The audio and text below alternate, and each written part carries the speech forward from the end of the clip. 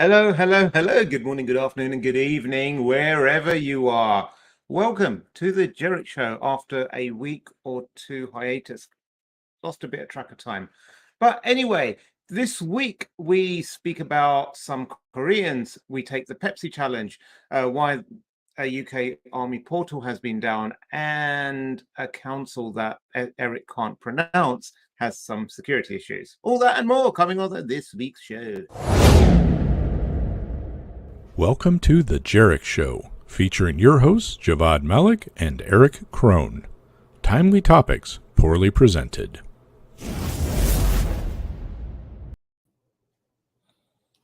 Eric Krohn, how you doing? I'm doing pretty good. It's good to be back on the show. Now, just for our viewers and listeners, although we didn't do a show for a couple of weeks because, frankly, we've been incredibly busy and running around all over the place, Javvad and I did have an opportunity to spend time in person, which was kind of nice. And look, we've made it out of here with no bruises, no injuries. It was a good time. He actually got to experience my travel curse once again. Did I? Yes, I did.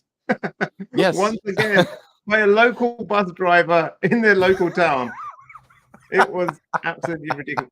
So those of you who don't know, if you're ever traveling with Eric, don't. It's just not worth the hassle. Anyone who has ever traveled with Eric has got delays, cancellations. It's just the absolute worst. So never travel with Eric. So we will put a link story. in the show. Yeah. Yes. Yeah, true story. Yeah, we'll put a link in the show to the video of our Miami trip. But yeah, we had a charter bus driver get incredibly lost to the point that she's holding up the phone in the front of the bus going, "Look, I'm putting in the address here and it's not taking me there." We ended up on a back lot of Disney where security had to escort us out, and it was a very interesting time. But the other thing we did is KB4Con. Yes. Which was a lot of fun. It was amazing. It was the first proper conference I was back at for 2 years. I've been to some events and what have you, but this was the first proper conference. And for a lot of attendees, it was the first event they were at. We had way more people than I think we anticipated. Because normally, say 1,000 people register, maybe like 600 or 700 will turn up to the thing. But no, Yeah. this was like at capacity. I think there was about 1,500 people that showed up, and everyone was just so wonderful and great. I had the honor of being the MC for the event. Unlike Chris Rock, I avoided getting slapped, but I tried. Yes. But you know what? I opened up and then it was a massive auditorium. There's about 1,500 people there, and I couldn't resist taking a little video selfie there. So just to give you a flavor of what the event was like. This is great to be back in person.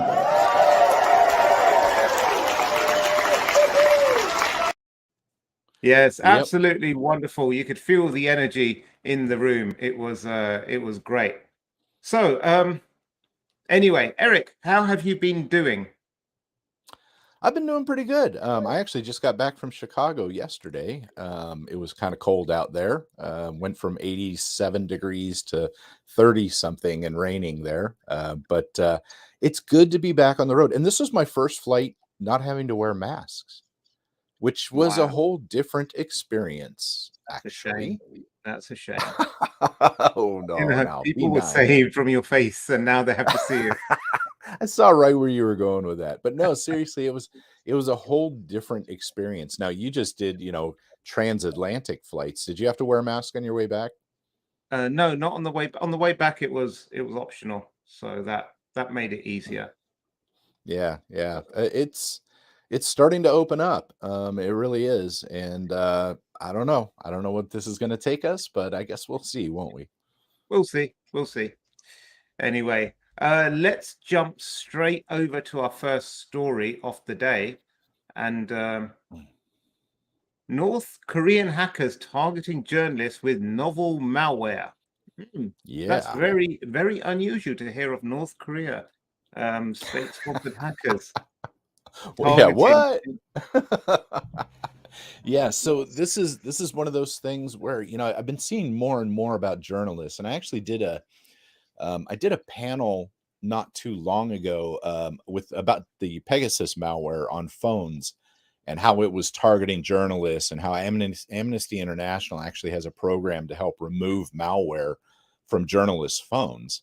And the main reason that a lot of these folks are being targeted is because they're trying to find out who their sources are. And, places like North Korea, they control the media so tightly. When people are speaking out against it and telling stories from within the regime, they take that as almost a state security breach. And Yeah, so they've really been seriously targeting a lot of journalists, trying to get them to put this malware on their phone so they can get into WhatsApp, because while it's cool that it's end-to-end encrypted, Signal and WhatsApp, when you're on the device, you're you at the can end. see right through that, right? You're at Yeah. the end. And so it's interesting to see this kind of stuff still continuing to go on, and almost accelerating in a lot of ways. Yeah, yeah.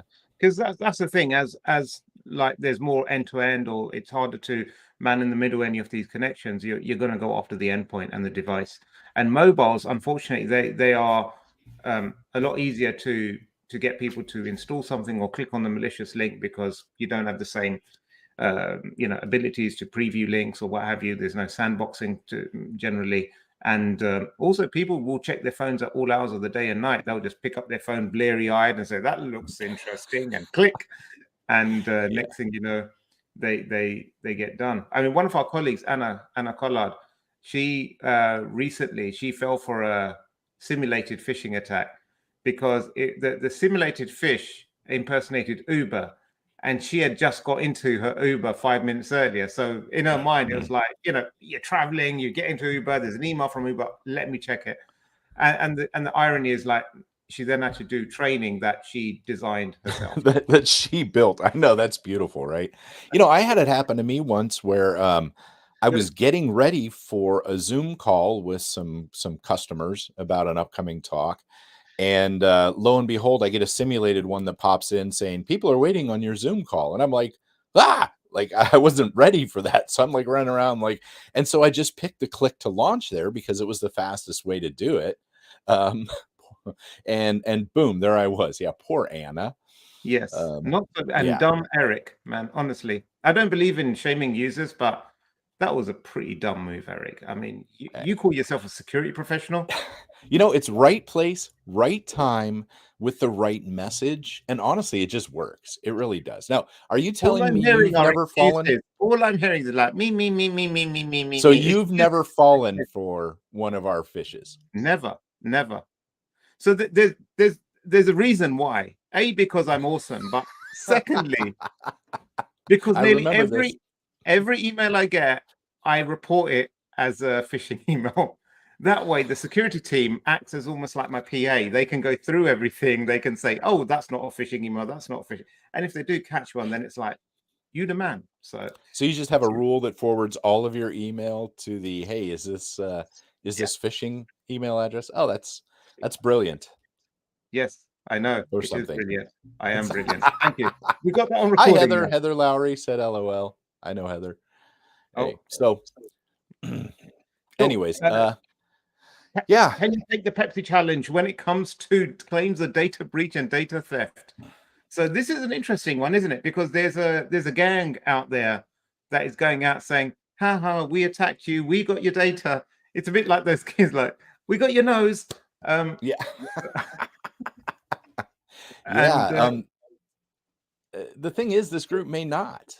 And that's the thing about this group. So they said that they hacked Epic Games a while back, and they put some data out there. And from what I understand, it was found that that data was actually from a different hack that had happened previously.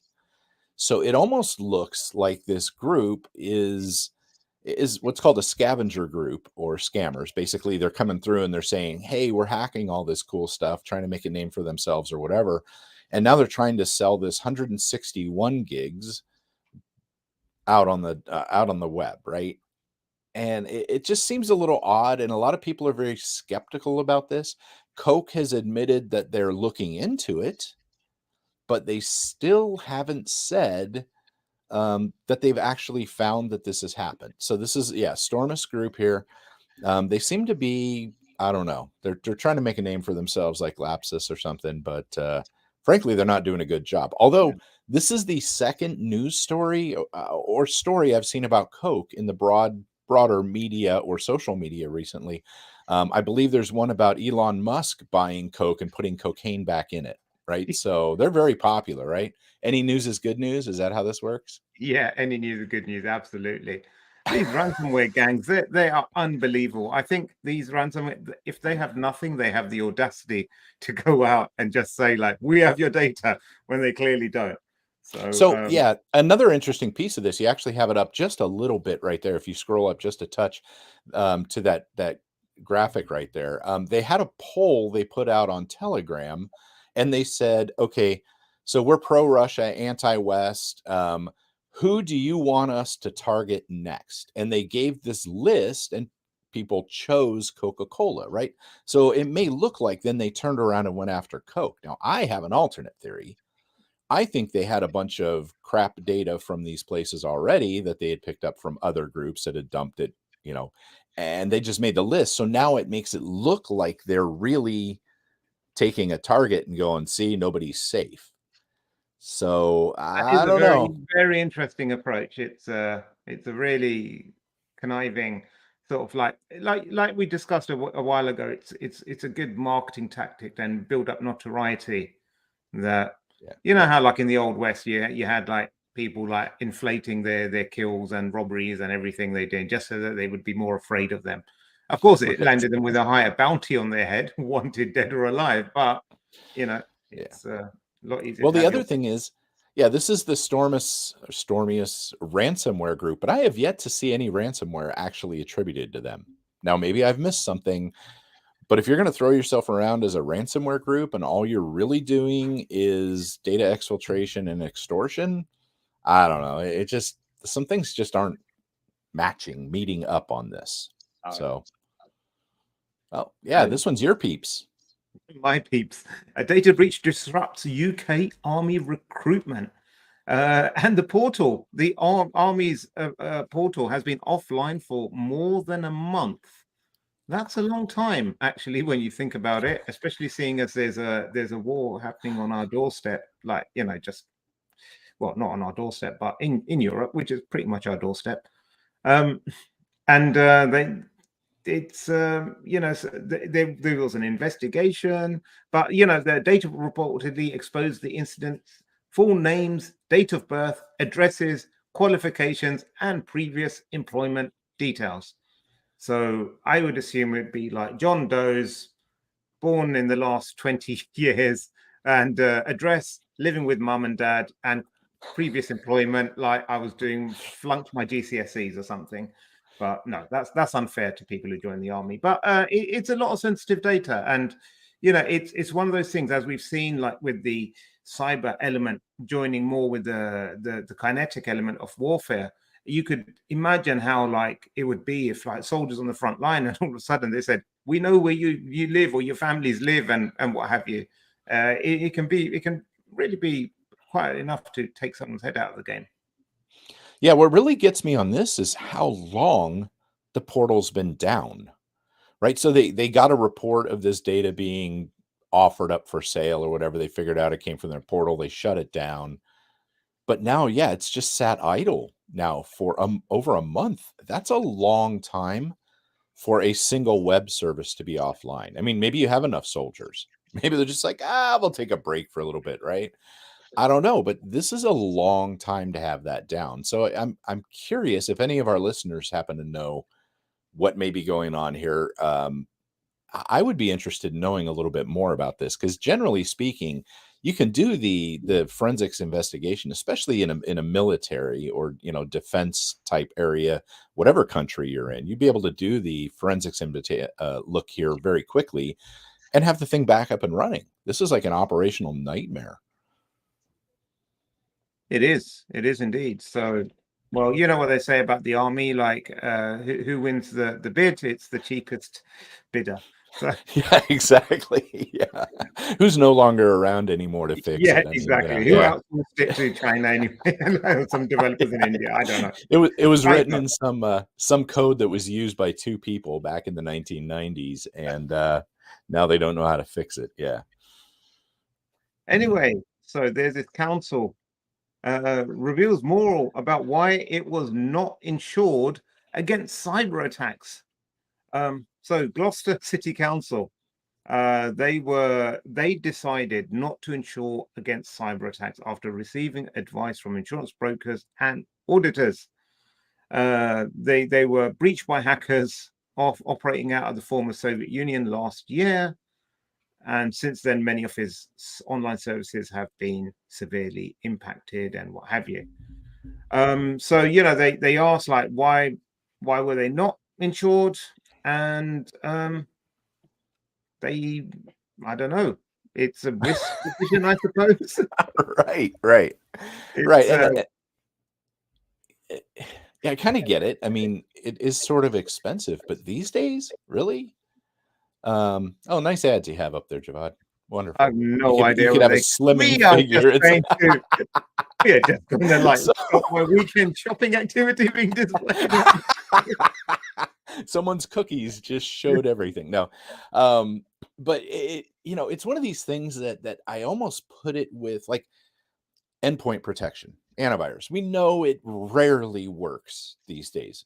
Sometimes you get lucky, sometimes you don't. There's people that argue that endpoint protection is really no longer needed, and I don't agree with that. And I don't agree with that if for no other reason that regulatory reasons say that if you're not doing your due diligence, you're going to find yourself in trouble. So if somebody comes in and says, "Oh, why'd you get hacked?" and they're looking through things, they go, "You don't have endpoint protection anywhere." That's a hard one to explain. Well, I really don't believe it works, when the rest of everybody on the planet does it. It's kind of the same way here when I look at the cyber insurance angle. Now, you may not have to have a $200 million policy or, you know what I mean, whatever. But the fact that they, as a city, and we know city, states, municipalities around the globe get hit by this stuff all the time, but they made the conscious decision, even after being attacked in 2014 and having a breach back then, to say, no, don't think we'll do that this time around. And now it just looks bad. It does, and it's. I get it. I mean, insurance is getting more expensive. The payouts are getting less frequent. There's all that kind of good stuff going on. So it's not always a economically viable decision. But then you need to put in some other controls, some other safeguards in place to prevent stuff happening. So I don't like you. I don't blame them for not having insurance, but it'll be interesting to understand what they had in place of that, or what controls they put in place. Where did they put in better, fantastic, bigger SOC controls? Did they have more monitoring? Were there more defensive controls? Did they try to invest in a culture of security?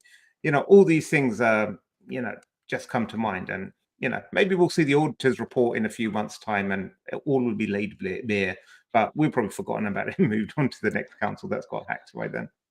Well, there's more to it though with cyber insurance than just transferring the risk, right? That's what insurance is. It's a transfer of risk to a policy that can pay for this. But anymore, there's a lot of benefits that come with having cyber insurance that aren't necessarily just around the payroll. A lot of times they will have digital forensics teams on retainer. They have agreements with them that if you aren't insured, you may not be able to get into some of the really good ones because they're already held by a lot of these insurers, right? Who are just kind of farming them out all over the place.